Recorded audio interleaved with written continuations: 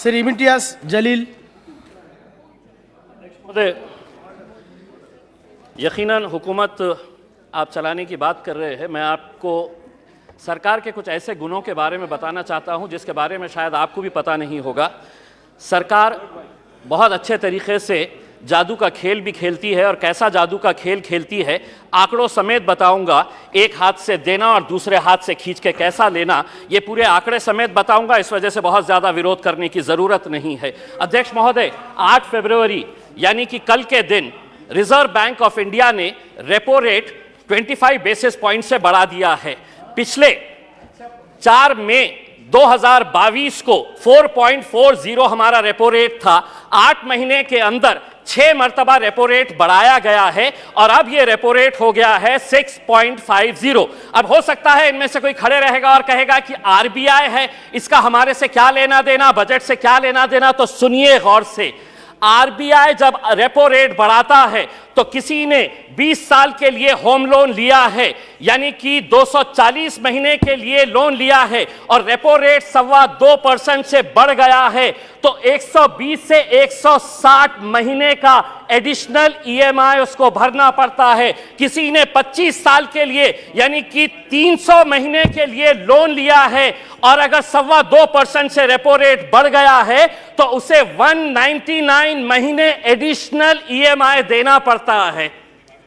आप कहेंगे कि हमारा इससे क्या लेना देना, यही तो जादू का खेल खेल रहे कि आपने इनकम टैक्स के अंदर रिबेट दिए, बहुत सारे लोगों को खुश किया और सैलरीड क्लास को कहा कि हम तुमको इनकम टैक्स में रिबेट दे रहे, लेकिन अब जिंदगी के साथ भी और जिंदगी के बाद भी तुम्हारा ईएमआई चलता रहेगा, तुम्हारा लोन चलता रहेगा करके ये एक संदेश सरकार ने दिया है। अध्यक्ष महोदय, एजुकेशन के लोन के अंदर सरकार ने जो आंकड़ा दिया है स्कूल और हायर एजुकेशन के लिए 1,12,899 करोड़, बहुत अच्छा बढ़िया सा फिगर है, जिसमें से 61% स्कूल एजुकेशन के ऊपर खर्च किया जाएगा और इन्हीं पैसों के अंदर से 14,500 पीएम श्री नाम के स्कूल्स बनाए जाएंगे। अध्यक्ष महोदय, मैं पूछना चाहता हूं, जो बच्चे आज गांव के अंदर पढ़ रहे हैं, जो जिला परिषद के स्कूलों के अंदर पढ़ रहे हैं, मेरे अहम सिर्फ अकेले औरंगाबाद जिले के अंदर अभी सर्वे करवाया सरकार के जरिए 1600। राणे साहब, आप महाराष्ट्र से आते हैं, अकेले औरंगाबाद जिले के अंदर 1600 ऐसे स्कूल्स हैं जिनके सर के ऊपर बच्चों के क्लासरूम्स के अंदर पक्की छत नहीं है, टीन के शेड के नीचे ये 1600 बच्चे तालीम हासिल कर रहे हैं। उनका कसूर सिर्फ इतना है कि वो किसानों के बच्चे हैं, वो गरीबों के बच्चे हैं, वो मजदूरों के बच्चे हैं। आप बनाइए नए स्कूल्स, लेकिन आपके पास 1 साल बचा हुआ है, यह अहद करिएगा, प्रधानमंत्री जी को कहिएगा कि पीएम श्री नहीं, उन पूरे स्कूल को हम पीएम महाश्री नाम देंगे। अगर 1 साल के अंदर ये 1600 औरंगाबाद जिले के स्कूल्स को अगर आप बदलते हैं तो हम भी कहेंगे। अगर 1 साल के बाद अगर ये कर पाते हैं तो इम्तियाज जलील यहां पर खड़े रहकर कहेगा, वाह मोदी जी वाह। दूसरी ये बात है अध्यक्ष महोदय, माइनॉरिटीज के बारे में मैं ये बताना चाहता हूं। राणे साहब, हम तो फूल थे, तुमने हमें कांटा बना दिया और अब इसी कांटे से कहते हो कि चुभना छोड़ दे। नहीं छोड़ेंगे, हम लड़ेंगे, क्योंकि इस मुल्क के ऊपर जितना आपका इख्तियार है उतना इम्तियाज जलील का भी इख्तियार है।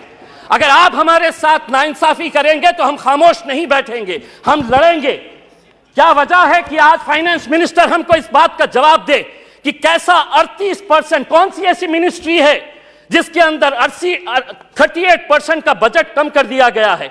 1913 करोड़ रुपया आप हमारे गायब कर देते हैं और आप ये उम्मीद करते हैं अध्यक्ष महोदय, आप ये उम्मीद करते हैं कि हम खामोशी से इसको बर्दाश्त कर ले करके। मैं आपको बताता हूं कि नीति आयोग की पॉलिसी डॉक्यूमेंट है, the action agenda and the strategy document ने क्या कहा है, Muslims and other religious minorities in India have been lagging in several development indicators including educational attainment, gender equality and workforce participation। इसके बावजूद भी आप 38% हमारा बजट कम कर देते हैं। 2022-23 के अंदर आपका टोटल बजट जो था उसके अंदर माइनॉरिटीज के हिस्से में कितना आया, तो 0.12%। इस बार जो बजट आपने दिए हैं वो कितना हुआ है, बी अगर देखा जाए तो 0.07%। अध्यक्ष महोदय 2 मिनट। तो ये टोटल एलोकेशन अध्यक्ष महोदय, ये कितनी गंभीर बात है कि देश आगे बढ़ेगा, लेकिन माइनॉरिटीज के लिए जो बजट दिया गया है 2012 और 13 के अंदर जो बजट था वो बजट इस बार दिया गया, यानी कि देश आगे बढ़ेगा और माइनॉरिटीज पीछे रह गई। ये कब तक चलेगा?